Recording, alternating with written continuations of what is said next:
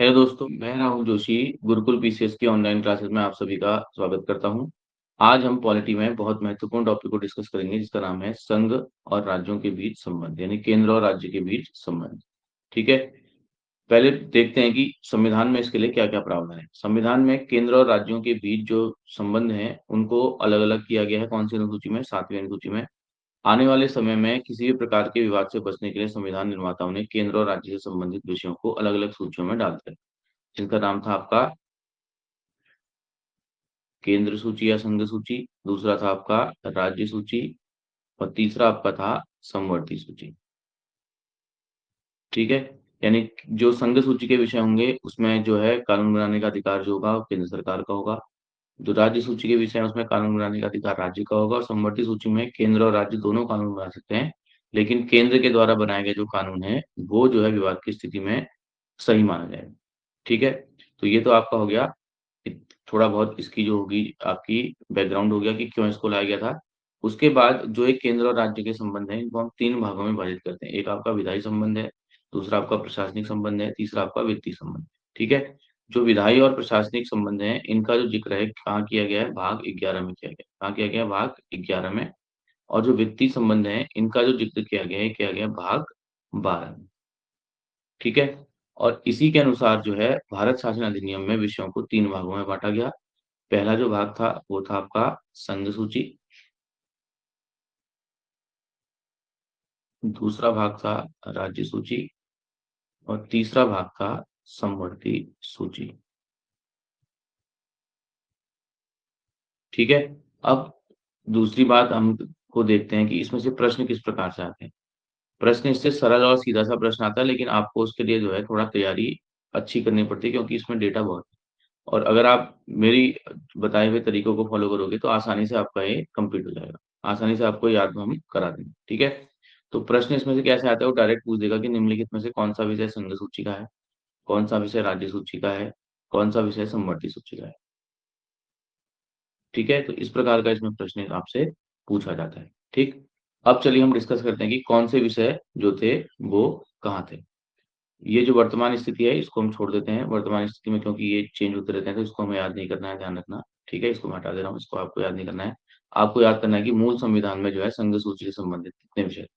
तो मूल संविधान में संघ सूची से संबंधित जो विषय थे वो थे 97। आप बिल्कुल टेंशन इस बात की मत हो कि कैसे एग्जाम में याद होगा, बस आप देखते रहो वीडियो में, आपको अभी वीडियो को देखते देखते इसको याद करवा दें। ठीक है। तो पहले डिस्कस कर लेते हैं। पहला जो मामला था वो था प्रतिरक्षा। दूसरा है आपका फॉरेन अफेयर्स, विदेशी मामले। फिर है नागरिकता। उसके बाद आपका है कम्युनिकेशन। उसके बाद है रेल, तार, डाक, बंदरगाह। उसके बाद आपका है बैंक, बीमा, विदेश व्यापार। उसके बाद आपका है डाक घर बचत। उसके बाद आपका है स्टॉक एक्सचेंज। उसके बाद है आरबीआई। उसके बाद है आयकर। लेकिन ये आयकर जो है वो कृषि से भिन्न है, एग्रीकल्चर से ये भिन्न है। उसके बाद जो अगला है वो आपका है सीमा शुल्क व निर्यात शुल्क। ठीक। उसके बाद अगला है आपका निगम कर। फिर आपका है सेवा कर। फिर आपका है लॉटरी। फिर आपका है अवशिष्ट शक्तियां। उसके बाद आपका है खनिज। फिर है बीमा। फिर है प्रत्यर्पण। फिर है परमाणु ऊर्जा। उसके बाद विदेशी ऋण। ठीक है। पहले ये देखते हैं कि अवशिष्ट शक्तियां होती क्या हैं। संविधान निर्माताओं ने जिस जिस समय विषयों को बांटा उस समय संविधान निर्माताओं ने कहा कि अगर भविष्य में कोई ऐसा विषय आएगा जो अभी वर्तमान में नहीं है तो उसको हम अवशिष्ट शक्तियां नाम देंगे। जैसे उस समय जो था साइबर क्राइम जो था वो विषय नहीं था। उस समय जो था साइबर क्राइम जो था वो किसी भी प्रकार का विषय नहीं था। तो साइबर क्राइम को हमने किस में डाल दिया? अवशिष्ट शक्तियों में डाल दिया आने वाले समय में। और अवशिष्ट शक्तियों में कानून बनाने का अधिकार किसके पास था? केंद्र सरकार के पास। ठीक है। तो आप देखो, प्रतिरक्षा यानी डिफेंस हमेशा सेंट्रल गवर्नमेंट चाहिए अपने पास रखा जाए। विदेशी मामले भी अपने पास रखना रखा जाए, ये चाहेगी। उसके बाद नागरिकता जो है ये भी अपने पास रखना चाहेगी। उसके बाद कम्युनिकेशन भी अपने पास रखना चाहेगी। उसके बाद रेल, तार, डाक और बंदरगाह जो है इसको भी अपने पास रखना चाहेगी। इसके बाद बैंक, बीमा, विदेश व्यापार इसे भी केंद्र सरकार के पास ही होगा। आप वहां पर एग्जाम में जो है इसको खुद से कर सकते हो। ठीक है। बैंक होगा तो आपका पोस्ट ऑफिस भी सेंट्रल गवर्नमेंट के पास होगा, स्टॉक एक्सचेंज भी सेंट्रल गवर्नमेंट के पास होगा, आरबीआई बैंक है तो आरबीआई भी सेंट्रल गवर्नमेंट के पास होगा। ठीक। उसके बाद बीमा भी आपके पास सेंट्रल गवर्नमेंट के पास होगा। जो आपका एटॉमिक एनर्जी है वो भी सेंट्रल गवर्नमेंट के पास होगा। फॉरेन डेप्ट भी जो है ये भी सेंट्रल गवर्नमेंट के पास होगा। ठीक। यहाँ पर कंफ्यूजन होता है माइंस। माइंस भी किसके पास है? आपकी सेंट्रल गवर्नमेंट यानी संघ सूची के पास है। सेवा कर जो है आपका ये भी आपका जो है संघ सूची के विषयों में शामिल किया गया है। ऐसे ही आपका निगम कर है और सीमा शुल्क व निर्यात कर है। ठीक। उसके बाद अगर हम देखें कि जो कमेंट बॉक्स में कमेंट करके बताइएगा, जो सेवा कर है ये किस कमेटी की सिफारिश पर लाया गया था, और जो ये सेवा कर है किस कमेटी की सिफारिश पर लाया गया था, पहला पॉइंट। और दूसरा पॉइंट जो है ये भी डिस्कस करना कि ये जो कर है वो किस कॉन्स्टिट्यूशन अमेंडमेंट के थ्रू भारत में इंट्रोड्यूस किया गया। ठीक है। उसके बाद आप थोड़ा सा एग्जाम में इसको सोचोगे तो आप एग्जाम में आसानी से क्वेश्चन को कर लोगे। आपको बस सोचना है कि कैसे कोई विषय जो है संघ सूची में आ सकता है, यानी जो मोस्ट इंपॉर्टेंट मामले होंगे, चाहे वित्त से जुड़े हों, चाहे हमारी इंटरनल सिक्योरिटी से जुड़े हों, चाहे फॉरेन अफेयर से जुड़े हों, तो ये सारे मामले जो होंगे किसमें शामिल होंगे, संघ सूची के विषय में शामिल होंगे। उसके बाद है आपका राज्य सूची, वर्तमान स्थिति को भी इसमें भी छोड़ दीजिएगा। ठीक। राज्य सूची में जो है मूल संविधान में कितने विषय थे, 66 विषय थे। कितने विषय थे, 66 विषय थे। कौन कौन से विषय हैं देखो, पब्लिक ऑर्डर, पुलिस, कारागार, भूमि, स्थानीय स्वशासन, प्रादेशिक लोक सेवा, बाजार और मेले, दांव, पशुपालन, सिंचाई, गैस, शराब, मनोरंजन, विद्युत कर, टोल कर, प्रति व्यक्ति कर, कृषि पर आयकर और विलासिता की वस्तुओं पर कर। ठीक है। तो कैसे हम एग्जाम में सही तरीका अपनाएं कि ये हमारा क्वेश्चन गलत ना हो। देखो पब्लिक ऑर्डर जो होगा अभी हमेशा क्या होगा, स्टेट का सब्जेक्ट हो। पुलिस भी, पब्लिक ऑर्डर को कौन कंट्रोल करती है, पुलिस करती है। जो लोग पब्लिक ऑर्डर में गड़बड़ी करते हैं उसको कहाँ डाल दिया जाता है, कारागार में डाल दिया जाता है। ठीक। कारागार कहाँ बना होता है, भूमि पर बना होता है। ठीक। स्थानीय स्वशासन यानी जो लोकल गवर्नेंस है ये भी आपका कौन सी सूची का विषय है, राज्य सूची का। प्रादेशिक सेवाएं जितनी भी, लोक सेवाएं जितनी भी हैं, जितने भी स्टेट पीसीएस हैं, ये किसमें संबंधित है, राज्य सूची में। ये यूकेपीएससी का फेवरेट सवाल है, बाजार और मेले। बाजार और मेले किसमें शामिल है, राज्य सूची। ऐसे ही दाम और जुआ किसमें शामिल है, राज्य सूची। ठीक।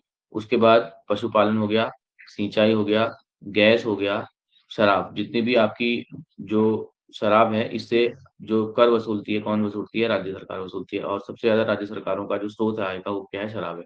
ठीक। मनोरंजन हो गया, विद्युत कर हो गया, टोल कर हो गया, प्रति व्यक्ति कर हो गया, कृषि पर आयकर हो गया और विलासिता की वस्तुओं पर कर हो गया। ये सारे की सारी जो आपके सब्जेक्ट हैं ये किसमें है, आपके राज्य सूची में। अब हम डिस्कस करते हैं कौन सी सूची को, समवर्ती सूची को।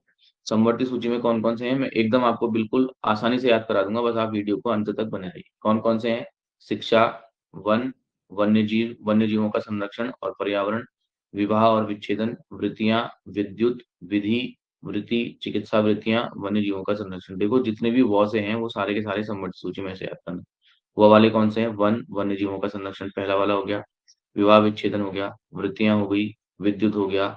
ठीक। उसके बाद कारखाने और औद्योगिक विवाद भी किसमें आएंगे, समवर्ती सूची में आएंगे।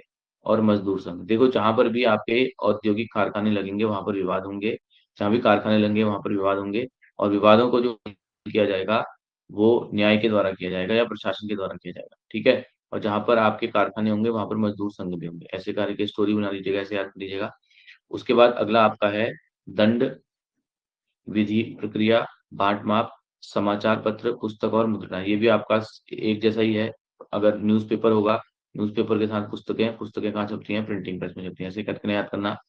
संपत्ति का अर्जन और अधिग्रहण, जन्म मरण पंजीकरण और जनसंख्या नियंत्रण। देखो जन्म मरण पंजीकरण ये आपका एक से लग रहे हैं आपको, जैसे ये वाला आपको पोर्शन एक सा लग रहा है, ये वाला पोर्शन भी आपको एक सा लग रहा है। ठीक। उसके बाद आपका कीमत यानी प्राइस कंट्रोल, ये हो जाएगा, ये भी इसी से संबंधित है। उसके बाद आपका आर्थिक और सामाजिक योजनाएं, खाद्य पदार्थों और उसमें जो होने वाला एडल्ट्रेशन है ये भी किससे संबंधित आपका है, ये भी संबंधित आपका है समवर्ती सूची से। ठीक है। यहाँ पर विवाह विच्छेदन, विवाह के बाद विच्छेदन है, तलाक भी किससे संबंधित आपका, समवर्ती सूची से मामला जुड़ा हुआ है। ठीक है। अब एक चीज ध्यान रखिएगा, 2-3 बार इस वीडियो को देखिएगा और उसके बाद जो है इसको, जैसे जो तरीका मैंने आपको बताया अगर वैसे आप याद करेंगे तो आपको जो है बहुत आसानी से ये याद हो जाएगा। ठीक है। अब थोड़ा एक इनिशिएटिव की बात कर लेते हैं। जो इनिशिएटिव आपका है संकल्प 2025। संकल्प जो 2025 है, जो ये आपका प्रोग्राम है, इस प्रोग्राम के तहत हम कौन कौन सी चीजें करने वाले हैं ये आपको हम बता देते हैं। पहले तो बात, जो ये संकल्प 2025 बैच है ये बिल्कुल फ्री ऑफ कॉस्ट है। ठीक है। इसमें आपको वीकली टारगेट दिए जाएंगे जिनको आपको निश्चित समय में पूरा करना होगा, निश्चित समय में पूरा करना होगा। और उसके बाद निश्चित समय में पूरा करने के बाद उससे संबंधित जो एमसीक्यू हैं, जो विभिन्न पीवाईक्यू हैं, जो विभिन्न पीसीएस एग्जाम्स में पूछे गए हैं, उनको हम इसमें डिस्कस कर लेंगे। ठीक है, इसमें आपको ग्रुप में पीडीएफ बना के डाल दी जाएगी, आपको अगले दिन जो है उसका आंसर देना होगा, अगले दिन जो है उस ग्रुप की जो पीडीएफ है, यानी जो क्वेश्चन आंसर की पीडीएफ है वो आपको मिल जाएगी। तो ये पूरा का पूरा जो है आपका इनिशिएटिव फ्री रहेगा। ध्यान रखना, अगर आप इसको फॉलो कर लेते हो तो आपका सब पेपर में जो बॉर्डर लाइन वाला मामला है वो नहीं है। 5-6 नंबर जो है आप इनको अगर तरीकों को अपना लोगे तो आप हमेशा बॉर्डर लाइन से ऊपर रहोगे। और ये पूरी तरह निःशुल्क है, बस हम हमारी आपसे एक यही रिक्वेस्ट है कि ज़्यादा से ज़्यादा लोगों को इसका लाभ पहुंचे, ताकि आप जो है ज़्यादा से ज़्यादा लोग इससे बेनिफिट ले सकें।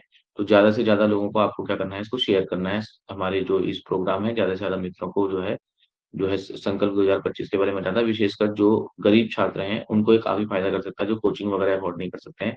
तो ये प्रोग्राम जो है विशेषकर उनके लिए डिज़ाइन किया गया है। ठीक है? और इसके साथ-साथ जो हमारी संडे को टेस्ट सीरीज़ होगी, उस टेस्ट सीरीज़ में भी हम इसी जो आपका जो संकल्प बैच चल रहा है, इसी से संबंधित जो प्रश्न होंगे वो मेरे द्वारा खुद बनाए प्रश्न होंगे, उनको आप जो है हम जो है आपको वो जो है हम आपको जो है पीडीएफ के थ्रू या एग्ज़ाम जो आपका जो टेस्ट पेपर होता है उसके थ्रू हम इसको आपको डाल देंगे। आपसे बस एक ही दरख्वास्त है कि जब भी आप इस पीडीएफ को सॉल्व करो तो इसको ओएमआर में सॉल्व करो। किसमें सॉल्व करो? ओएमआर में, ताकि एग्ज़ाम में होने वाली जो गलतियाँ हैं उसको वो गलतियाँ आप ना दोहराओ। ठीक है? ये हमारी फ्री टेस्ट सीरीज़ भी चल रही है, इसको भी आप जॉइन कर सकते हो। ये आपका टेलीग्राम लिंक है, इस पर जाकर के आप इसको जॉइन कर सकते हो। ठीक है?